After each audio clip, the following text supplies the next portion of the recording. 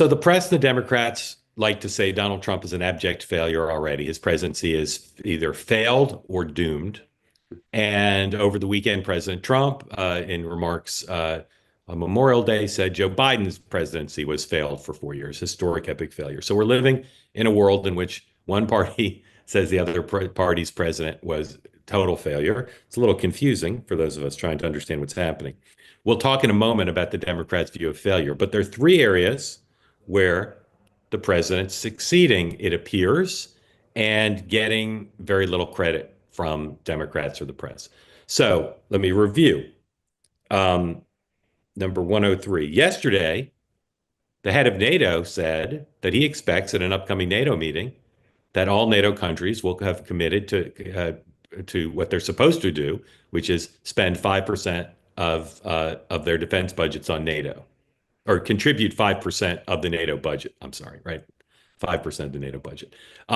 That's something Donald Trump talked about in 2015. It's something Democrats and a lot of people in the press said was ridiculous, alienating, hostile, rather than not just the right thing to do to live up to their commitments, but also what the American people, a lot of the American people, would like. That seems like a pretty big success, not very well covered today. Second, tariffs. People said the threat of tariffs was a waste of time. There's articles in the Wall Street Journal and the Washington Post today that say China actually got spooked by the threat of the tariffs because of the disruption it caused and the threat of more in their domestic economy. So if you're someone who believes, as tens of millions of Americans do, that trying to figure out a way to get leverage over China to rebalance the relationship, not just in trade, but defense and diplomacy and spheres of influence, seems like there may be some success there. And then finally, people may say the reconciliation bill isn't very good, and some people on the right don't like it either, and people on the left certainly don't, but it did pass the House, and people predicted it would not happen. So, Sean, is the president able to get credit for these things, or is it impossible under the circumstances? Yeah, I mean, frankly, I also think the list is longer. I think what he has done in terms of refocusing on the military, and I know that not everyone agrees on Doge, but I think one of the things that I've said this before, and I'll say it again. I think calling out some of these issues that leaders in the past have told us were just things that you couldn't do, that you had to accept. What Trump has shown is that if you're willing to fight, you can get results. And I think what I get upset sometimes is people say, well, you went to battle and you only got, 5 out of 10 things. Okay, well, for the rest of you people, you never went and got anything for us. So Trump has, I think, reinvigorated folks, especially on the right, to give us a new foundation, a new sense of and willingness to fight for principles. We were told to cower at the wokeness that kind of pervaded culture and society for so long. Trump fought back. And I think sometimes what the press misses is that they're like, oh, well, the court's ruling against him. You know what? I'll still give him credit for trying, because I think that for so long, the issue with most politicians is, oh, it's not worth it. It's not going to do anything. And I think part of the problem is it will never yield any results if you don't do anything, if you don't try. And on all of these things, I mean, we have refocused on the issue on tariffs alone. Just the idea of bringing light to what our trade policy is, to the imbalance that exists, not just with China, but with so many other countries, has been worth the fight. Dan, just let me ask you, is it in your view good for the United States that NATO countries are now, in theory, going to commit 5% to the NATO budget? Is that good? 100%. Absolutely. Yep. Yeah.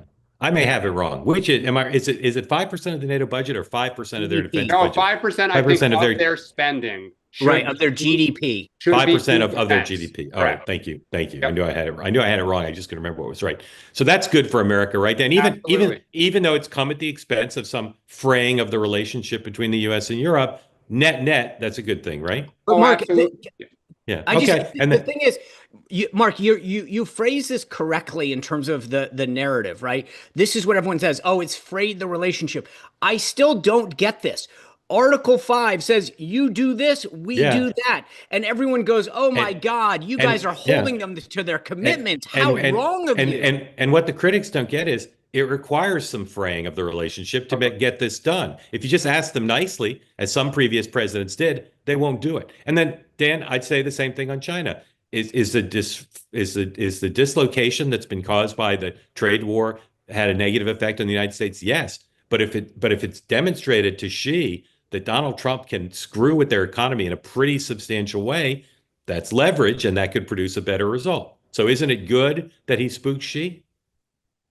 Yes, it is. The issue, I mean, I've always said this. Hopefully he is successful, because it's not Trump being successful. It's the United States of America being successful. The issue is it spooked us and it spooked him. So I think both sides have an incentive to get a deal. But at the end of the day, you're right. It probably moves the ball forward for the United States. And Sean, I agree with you, right? The question is, okay, is 10% better than nothing, or 20% if we're doing it on a scale of 0 to 100? So I do agree. Look, I think reconciliation will be a huge win for him. I mean, anytime you pass major legislation like that, and Sean, I would say Trump has not just invigorated the Republican Party. Trump has invigorated the Democratic Party to say WTF about our own leadership. After Barack Obama, after 2010, Obama played small ball. It was defense, kind of on the defensive. It was executive orders, but like his heart wasn't really in it. Biden, we've talked about ad nauseum. There is this where are our fighters? Why won't we stand up? What are we for? Hakeem Jeffries is kind of losing altitude on this. Chuck Schumer is taking a pounding. So I think Trump has showed what a strong executive who understands maximum power looks like. And our party, which is good, is saying, where do we go from here? I thought you were going to say WTF about WTO, which would have been nice. I'll just say. I just want to get clarification though. When you said he spooked him, you mean he is she? Exactly. And well done. And just wait till I do. I've been waiting for like 3 minutes to say that. Wait till I do my Who's On First about Special Counsel Her, which also has a world of possibilities. Hey, did you like that conversation? Well, you can be part of the Two-Way community. Join us live for interactive conversations like no other. Go to twoway.tv. You can also watch anytime. Hit the subscribe button and watch our Two-Way clips and full episodes whenever your time allows.